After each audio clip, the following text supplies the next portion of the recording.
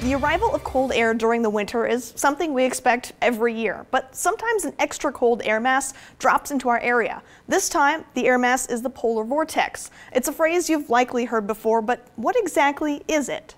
A polar vortex is an upper-level low that typically stays over the polar regions, as its name suggests. Brian Smith, the warning coordination meteorologist at the National Weather Service in Valley, explains some weather patterns can cause the polar air mass to move.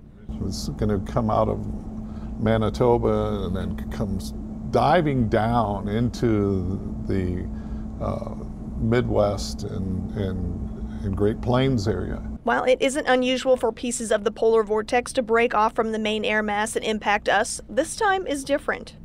In this case, though, the actual upper-level low is coming right down over into the Great Lakes region. So it's a little bit unusual to see that happen. That doesn't happen very often. In fact, the last time the polar vortex directly impacted the Midwest like this was back in early January 2014. With the cold air and wind leading to dangerously cold wind chills, Smith warns people to be prepared.